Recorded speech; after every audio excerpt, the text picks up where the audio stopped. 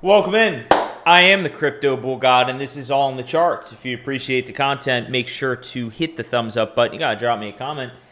Click the bell icon for all notifications to know when I go live each and every single weekday on the YouTubes. Hope everybody's having a good end of the week going into the weekend. And everybody is feeling good on this Friday. Eastern Standard Time. It is a Friday afternoon. I told you guys yesterday I took the day off. So definitely nice to not have to work today and just sleep in a little bit, get to the gym a little later, do some YouTube things and crypto charting things, relaxing things.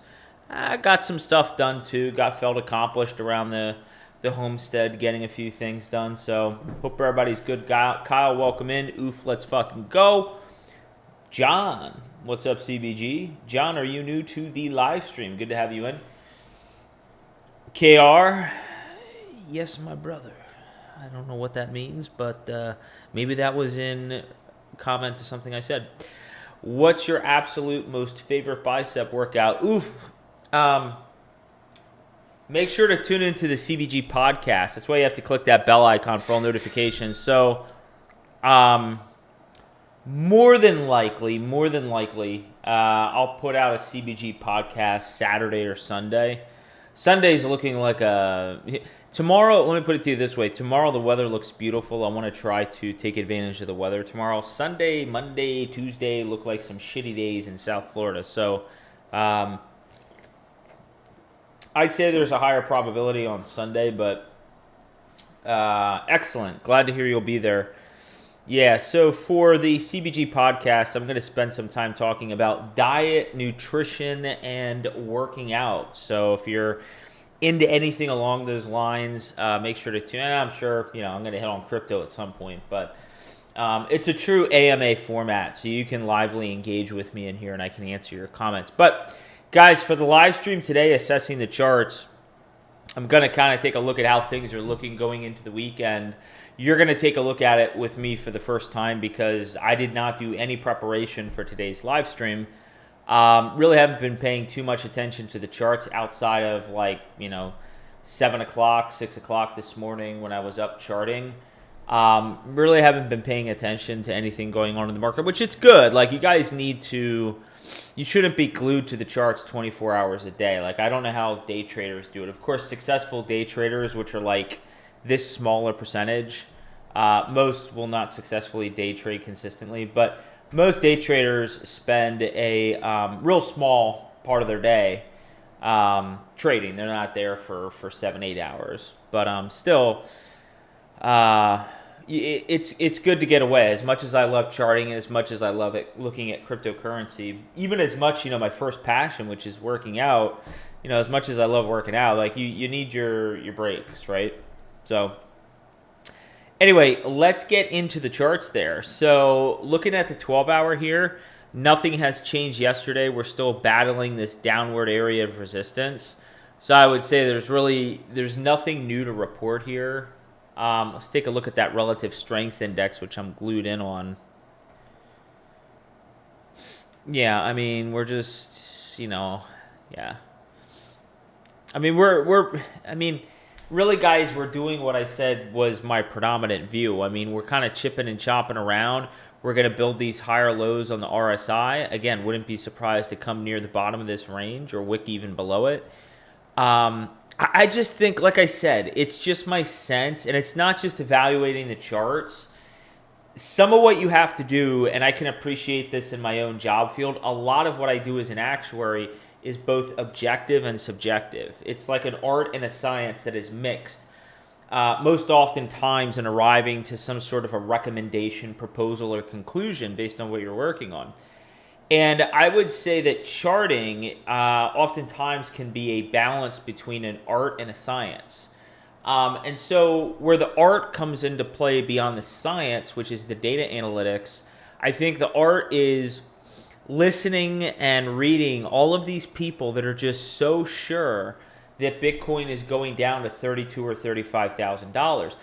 By the way, as an FYI, the most recent period in time when I recall that sort of conjecture within the market, it was when Bitcoin was in the mid. It was either I think it was around that $25,000 to $26,000 area, and there was a CME gap, and the CME gap needed to close. And I was responding to some friends that I have even on Twitter here on X. I was like, you do realize the CME gap does not have to close. Like, there have been moments where the CME gap does not have to close. Like, if that's all you're making, if your main argument to price coming down is a CME gap needs to close, I got news for you. That is not a good conclusion. You need more information than just a CME gap. So what happened was we ran right out of that $25,000 to $26,000 area. I'm pretty sure that was the moment in time. We ran up to 30, 40, nearly $50,000 here. That CME gap has never filled. So I'm just getting that similar sense right now. So it'll be interesting to see where price ultimately forms a short-term high or low, because that's the macro perspective, and we start going up. But I think all these people calling for 32 and 35 are going to be proven wrong. So we'll see. Would appreciate as we're moving along here to get a little bit more love on the like buttons, because as much as you might want to roll your eyes and be like, why in the hell does he always ask for likes? I'll tell you right now, if you've never been a content creator and you've never produced videos on YouTube, you have no idea how much the thumbs up matter. You have no idea how much the engagement matters within the comments. You should educate yourself by creating a YouTube channel and try it out sometime. Let me see here. Here we go. I want to pull up a weekly chart, but I don't want all the noise in it. So you can see right now we're perfectly, again, I drew this back in September. At some point we'll deviate from this. By the way, I like that we followed it so far, but at some point we're going to deviate. I do not, I've shared this with you before. I find it extremely unlikely that I'm going to be like 99%, 95% correct here.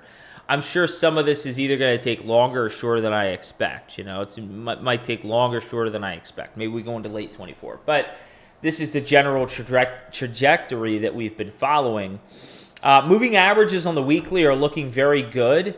Again, this is a common reversal candle on the weekly that would indicate a trend reversal to the upside. So far we've been following that. Now, it is important to note, okay, if there was a data dash in the room, or Gareth Soloway, whatever the hell his name is, Rat Tail Boy, Gareth Soloway, if he was in the room and he's like, well, the chart is very bearish and everything is going down to $5,000.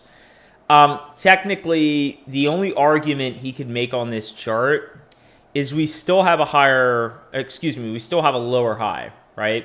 So if we were just looking at the shorter term candlesticks, the only real true bearish argument you could make would be that there are lower highs coming in here, and we do need to invalidate that. The only way we invalidate that is closing above $49,000. Now, the other bearish argument that you are aware of that I've shared with you is the Gravestone Doji on the 2-week. So it is true on the 2-week, and we've examined sometimes they pan out, sometimes they don't. But this Gravestone Doji is certainly a warning signal. The only issue I have with that bearish thesis is that the bullish thesis on the weekly is we have a hammer candlestick. So again, kind of goes back to the comments I had earlier to start off the week that we have conflicting candlesticks here. So as far as the weekly is concerned, I'd love to see price close around relative levels that they are at today. So right now we're just shy of $43,000. Getting a close on the week there would be a win. We've looked at the daily, we've looked at the 12-hour. We know that 50 simple moving average is at about 42.9, 42.8. So on the daily and the 12-hour, it's also going to result on the lower time frames getting daily closes continually above that moving average, which is really good. But on the weekly as well, $43,000 is certainly a critical area. If we look at the price indicators here, the other thing it would do, it would get this RSI right at 70. We've spent a considerable amount of time talking about the historical significance of the 70 level on the RSI on the weekly chart. we want this to start printing up above 70 again. So if we close around $43,000, I would consider that a win because it would push up the RSI to essentially 70. It might be just shy, 69.4 maybe it would be, or we'll have to find out. But regardless, if we do end up closing a little bit above $43,000, like 43.2, 43.3, that would definitively push that up towards 70 on the RSI. The MACD, nothing to be scared of here. I see the negative cross coming in, but it looks so faint at the moment. I want you to be careful next week and mark my words on this. If this one price indicator starts to close negative, there's going to be fear porn thumbnails, okay? There are going to be content creators. I am an educator. I am not a content creator.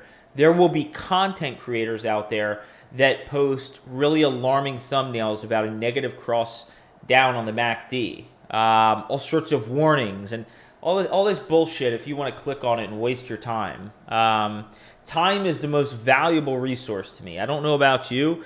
I don't want to waste your time. I don't want you to come on this YouTube channel, feel like you don't learn anything, feel like I add no value. I don't want to come out here and feel like I'm saying things and doing things that go against the integrity of who I've been for, 30 years of my life as an adult. So I value your time, right? I'm not going to give you bullshit and fluff and puff and come out here and do that. Sorry, I go on these tirades sometimes. The whole point of what I'm saying is how a negative cross on a MACD looks matters.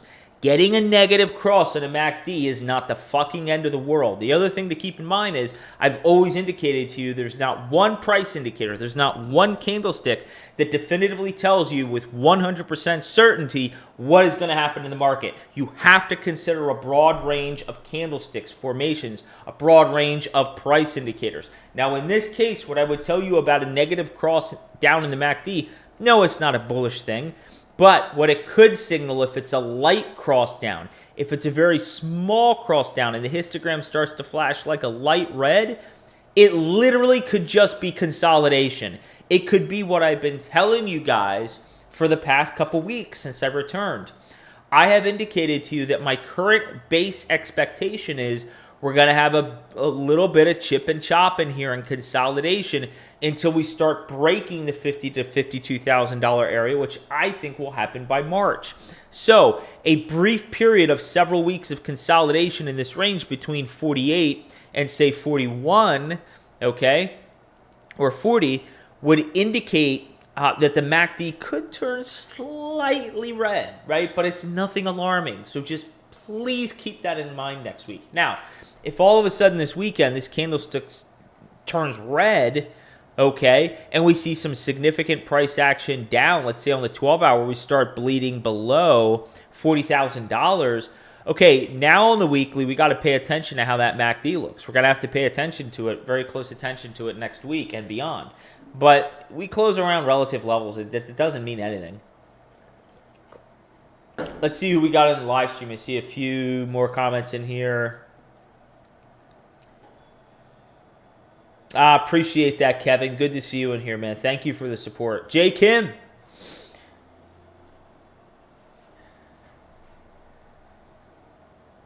Okay.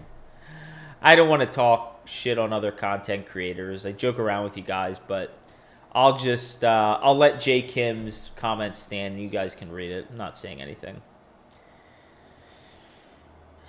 John, welcome in and welcome from the UK. I love to see, I love to see that people are joining from different locations within the world, different countries, different continents outside of the United States and North America. So I'm glad to have you in here. Yeah, live streamed a little early today just because not only is it Friday and I try to end my day early on a Friday, but took the day off today. Lauren, very good to see you in here. Really appreciate the support. It's been a little bit since I've seen you on the live stream. Let's do a little TA together. I think you can handle the data analytics.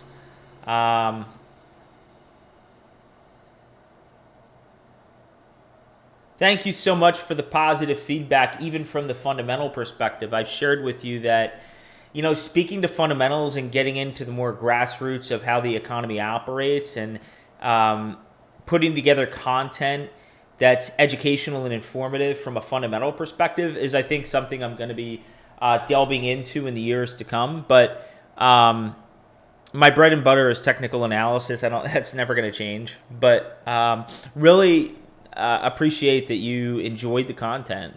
And I think, as I had indicated the other day, I did want to, I'll have to put in some work, but I think I wanted to write a few notes for myself, but I think it would be good to talk about the current interest rate environment, a few things going on within the job market, real estate market, and the economy. And it certainly is something that I'm going to hit on either on this next CBG podcast or the very next one. It's going to be coming up very soon. So appreciate it. DT, always good to hear from you, man.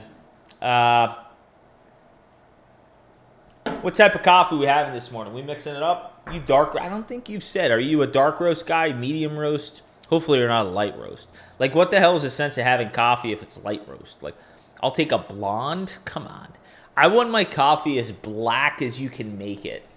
Now, unless you're having coffee for dessert and you're having a nice tiramisu with the coffee, I'm quite sophisticated. Tiramisu with the coffee. I'd go a medium roast. I still wouldn't go a light roast, though. Who the hell drinks a blonde roast? Give me a dark, punch you in the stomach, dark coffee. All right, guys, I want to actually... We spent quite a bit of time talking about crypto this week. I don't think there's really anything else to talk about there. We don't need to go into dominance charts and altcoin charts. We've looked at those ad nauseum. We can look at them next week. Let's take a look at, I want to see how the traditional markets are closing out. So you're kind of seeing the world through my eyes in terms of how I assess markets right now, because I haven't looked at these charts again since 5 o'clock, or excuse me, it was 6 or 7 o'clock this morning.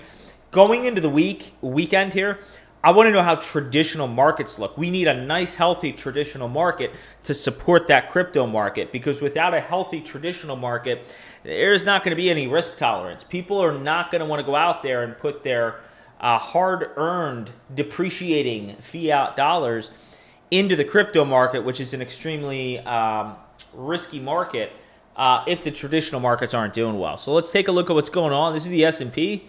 Guys, I just want to, I'm sorry. I don't think I'm ever going to get tired talking about this. I said the market would go up. I said the market would go up. I said the market would go up. I said the market would go up. I said the market would go up. Melt up before meltdown. Melt up before meltdown. Melt up before meltdown. Melt up before meltdown. Melt up before meltdown. Whoop. Now, I still don't have the voice back. I can't make the high noises. How many money market managers were out there on YouTube spelling doom and gloom? The world is ending. It's the apocalypse. Prepare for World War III. Okay? World War III is not a joke. That's not the point of what I'm saying. The point is there was a lot of fear-mongering. And for those individuals out there that love to listen to their legacy news outlets, I like to listen to CNN. I like to listen to Fox News. I like to listen to CNBC. Like, if you don't watch those news channels with the standpoint that you want to understand what the popular narrative is, so you can weigh that into your decision process to more than likely be a contrarian, right? Because the herd, most people go this way. This is legacy news outlet. This is people being busy all day long, and they hear 5 minutes of news and they tune into this news station. All of a sudden, they're fucking brilliant, right? That's all these people. Then you got the really few that try to challenge that thought process and seek out alternative forms of news outlets to try to formulate their own way of thinking. That's going right. The other people go left, right? Do you want to go right or do you want to go left?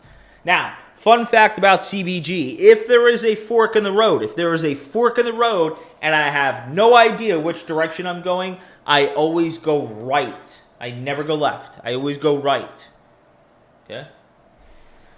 It actually goes back to biblical reasons why I always go right. If I'm being very truthful, I am Protestant. Growing up in a Lutheran church, it was always taught that Jesus sits at the right hand of the Father, right? This is correct. I'm giving you factual information. Jesus sits at the right hand of the Father. So for whatever reason, I always said to myself, if I have a decision between left or right, I'm going right. That's a fun fact about CBG. My brother and I have spoken about that before. All right, so this is the S&P. This is on the weekly. Things are looking good, guys. I don't have any reason to be concerned looking at the candlesticks. Do we have any negative divergences going on the these indicators? RSI looks healthy. Now, the thing with the RSI, or the relative strength index, once you start pushing at that 70 level and over, that's when you start becoming overbought. But 70 is the start of it. We can be very much well above 70 for an extended period of time. You can go back in time. You can actually see this in 2021. We're all the way up here in the 60s and 70s, and we just kept going up. Now you can see negative divergences started to come in right here. No surprise, right? Less strength in the moves up signaled the sell-off, right? So something to look for moving forward. But right now, everything looks really healthy. Let's look at the monthly. Yeah, I mean, this can no longer be considered a double top, okay? Just to let you know, if there's someone arguing out there that even now we could see a double top in the S&P, they don't know what they're fucking looking at. The high here was 48.19. The high here is that correct? Maybe it's the scale on here. Okay, well, CBG may be incorrect. Looking at this, it looked a lot higher than it was. Now, this could still be considered a double top. Now, I stand corrected. On this scale, it looks like prices had moved a lot higher than they were. So, I stand corrected. For us to not be considered a double top territory, we need to start pushing up towards 5,100 and beyond. So, we're sitting at 49.58. I mean, we got to make let's put it in perspective here. The S&P, for me to feel confident in making the assertion that we're not double topping, we need to move up roughly 3% from here. If we move up roughly 3%, I would feel extremely confident saying we will be going higher. This is not a double top, okay? All right, that's the S&P. Let's take a look at the NASDAQ, which Bitcoin is most routinely compared to, and I will get back to you in the comments here in a moment. I see there are a few comments coming in. Price data on the weekly. Again, can we consider this a double top? Let's see. Now, how am I considering it a double top? Double tops generally, for something that's a little less volatile, like an indice like this, generally they happen about like 5% apart. So, and you get a more volatile asset, you could see something higher than 5%, but right now, I would say we're still at double top territory. We just need to move up a little more. Let's get up to that. Let's push towards 18,000. Once you see the NASDAQ getting really close to 18,000, we're not double topping. We're creating new all-time highs in the NASDAQ. You can have your fear mongers out there. If you want to go to your data dashes and your Gareth Soloways, go for it. Data Dash, who I used to watch. I still don't know what happened to that man. I should maybe create a video. Maybe I should create a video, like a documentary on Data Dash, because I was a subscriber to his channel, and I would actually point people to his channel. I'm like, yeah, he does a really good job. And then all of a sudden, he just, I don't know. It was like someone murdered his soul. That's how I felt when I was watching his videos. I was like, look, if I respect someone's opinions, I'm great agreeing or disagreeing. I love disagreement so that I can educate myself. The other person can educate themselves. You're seeing a different viewpoint. I love disagreement, especially the older I've gotten. I used to be a lot more stubborn when I was younger, and as stubborn as I can be, I've gotten a lot better in my years and wisdom. But there was something about watching his videos where I felt like the man's soul was being murdered. I was like, now I did know. I'm just, ladies, to all the ladies out there, I don't know if Lauren's still here, so close your ears.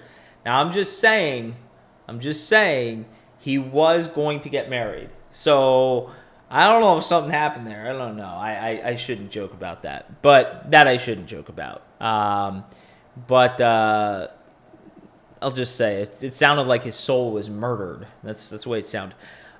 Looking at the NASDAQ, things look really healthy, guys. I don't see anything. RSI is looking great. There really isn't anything concerning to me. Now, if we want to, one of the things we can do, See if there are any negative divergences on a lower time frame, and I don't see anything there. Do I see any? I'm just going to look on the daily real quick with you guys. A little bit. Yeah, a little bit on the S&P for sure. A little bit. We hit 82 there, and we hit 75 there. A little bit of negative divergence on the daily, something to keep in mind. I guess you could say the same thing here on the NASDAQ. So a little bit of negative divergence on the NASDAQ. Nothing super alarming, though. Now, that is something to pay attention to. Could see a little bit of a correction over the coming couple weeks, but we don't care about the short term. We care about the long term. Long term. Okay, this is the Dow Jones Industrial Average. Is this still in double top territory? I gotta tell you, and this is a conversation for another day on the CBG podcast. We got to get a little bit higher. Let's push towards just over 39,000 to avoid a double top. Where was I going with that? What was my thought on that? Wow, completely lost my train of thought. I was going to talk about something on the CBG podcast. Wow, literally immediately just forgot about what I wanted to say. That's awesome. I'll think about it at some point. Could be tonight when I'm in bed. Could be when I'm deadlifting tomorrow. Could come back to me in 5 minutes. I don't know. Stay tuned to find out. Dow Jones, looking good. Looking good. This is on the weekly. Oh, this chart is drawn on a different time frame, so don't pay attention to any of the lines of resistance or anything like that. It looks very messy. Yeah, this is just focused on the RSI. Guys, I don't see anything alarming. Like, there's just markets are looking really strong going into the weekend. So I would say unless there are any material developments that occur on Saturday, Sunday, don't expect me to live stream all in the charts Saturday or Sunday. I don't anticipate any sort of wild swings in the market. If there are, I will say this.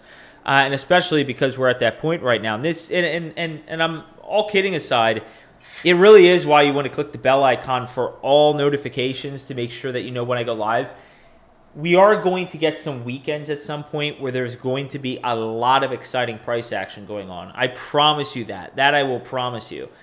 And I can also promise you that as long as I'm unavailable, literally can't physically do so, those are the weekends where I will live stream. We will look at things live. I'll take questions. It'll be very interactive. So you want to make sure to, just make sure you have that bell icon, click for all notifications, because that will be random. But don't expect anything wild this weekend. I'm just going to try to get to the CBG podcast if I can.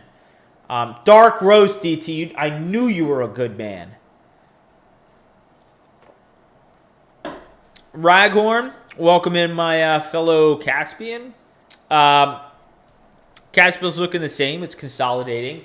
In fact, one of the things I was putting thought into today was putting out an updated video because it's been quite some time. So considering recording a video this weekend, releasing it on Monday, just to kind of assess the current price action and take a look at what's going on. So keep an eye out for that. Let's see what's going on with XRP. Is it having a good day today? Oh my God, it's up. Look at Flare. Loving the price action going on Flare. Flare is outperforming XRP. Whoever thought I'd be saying Flare is outperforming XRP? Man, I trolled that community so much. I was so pissed after that airdrop. We're pushing higher and higher towards 2.9 cents. Look, I have a shit ton of Flare. Staked, delegated, and wrapped. And I'm accumulating it. So go Flare. In all seriousness, though, this thing has made a tremendous recovery in price. Look at that. The key is it needs to hold price levels up here, though. We really need to get above 2.7 to 2.9 and hold this. Because you get a V-shaped, what you don't want to see is something then a sharp decline like that. You want to consolidate and you want to get up here ultimately. This is ultimately up here. Now, you can consolidate all over in here And then let's continue pushing up. And the reason that I came up with that area of price confluence is because once we broke 2.7 cents in particular, look what happened. It was a waterfall, right? Just a complete waterfall.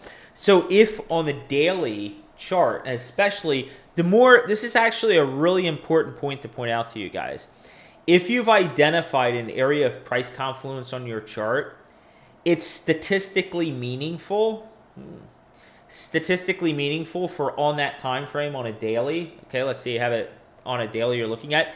It is statistically meaningful to get a candle body close above it and have the confirmation candle, which is the preceding daily candle, close above it. That's awesome.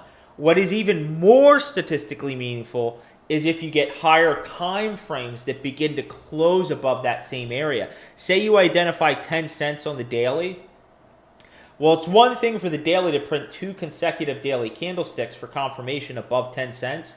It's another for the 3-day and then 5-day print and then the weekly and the 2-week and the monthly. See what I'm saying? The higher the time frame you move, I oftentimes feel like I'm looking like a weather forecaster. The higher the time frame that you print above an area of price confluence that you've identified on a smaller time frame, lower time frame, the more statistically significant it is to being bullish, right?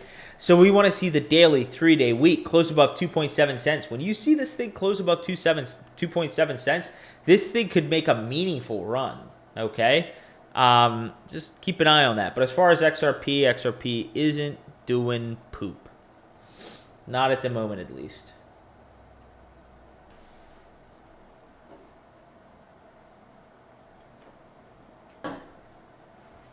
$100. You betting big, brother. You pooped the bet a lot. Hey, welcome in, Antonio. I'm getting lost among Evan's questions. Evan, man. Flooding the comments here.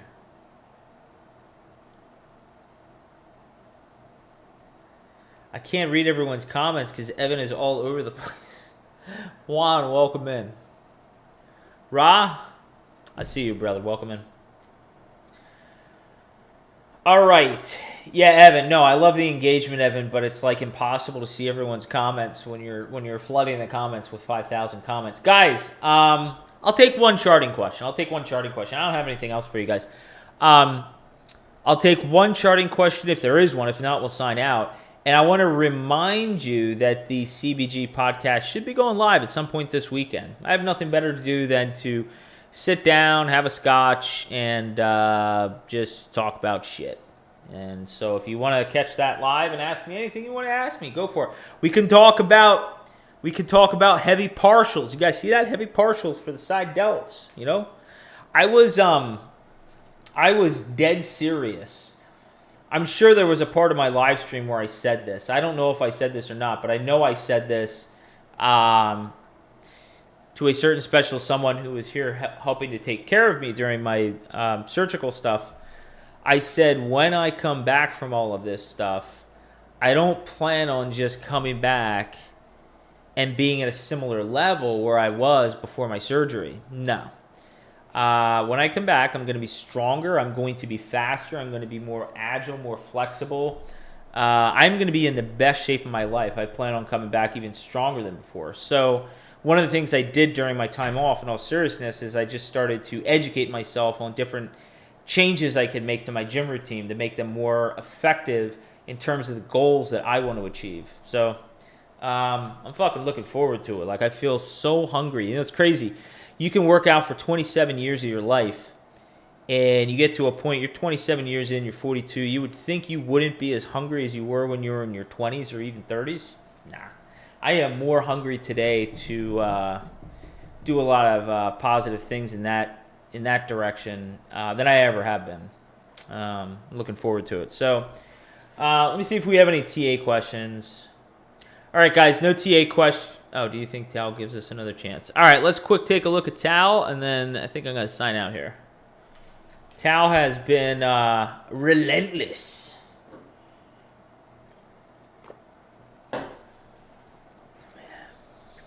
Thank you, Rye. I always appreciate the positivity.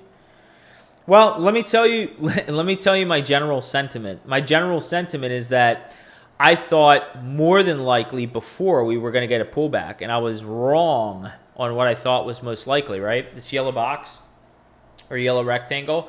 I said there was always a chance this thing could take off, but I said more than likely I think we're going to start getting pullbacks to these levels. One of the things I indicated to you is sometimes when something gets really hot, it stays hot for an overextended period of time. Things can remain overbought and oversold. So if you wanted to accumulate more, that's one of the things that I had stated in the prior update was, well, sometimes these things get super hot and they continue running, and that's exactly what it's done. Now, is there anything in the chart that's leading me to conclude we could get a pullback? Yes. I mean, right away, you can see the RSI has negative divergence on the 3-day.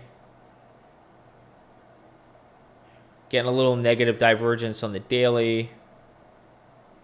4-day, 5-day. So momentum is running out. I'm not telling you that we can't run higher. This thing just continues moving. But momentum does look like it's starting to slow down and some of the strengths in these moves. So where could I see it? One area that looks like it's been a sure, let me see. Let me see if I can get you sort of the thing is that the price data is so immature.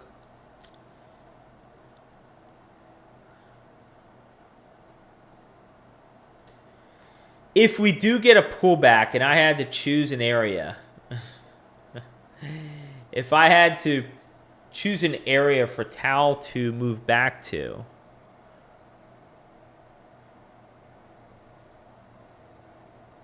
I mean, the strength in this move has been pretty surreal.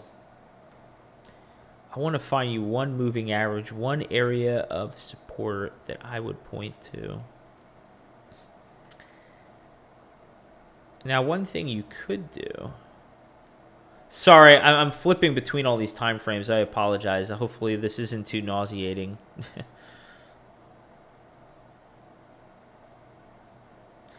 Let me just say this.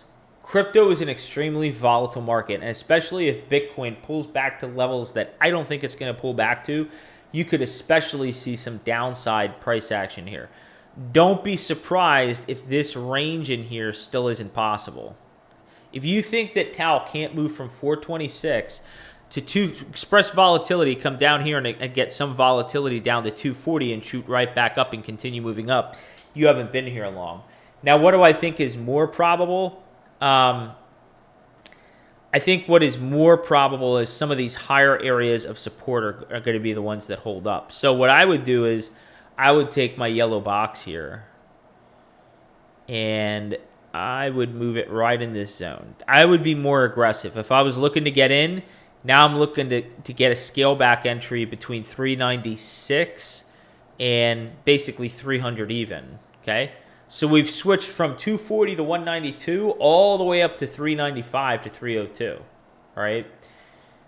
So more than likely, if we get a pullback, if this is as strong a trend as I think, we could pull back into this area in here, really between 356 and 302.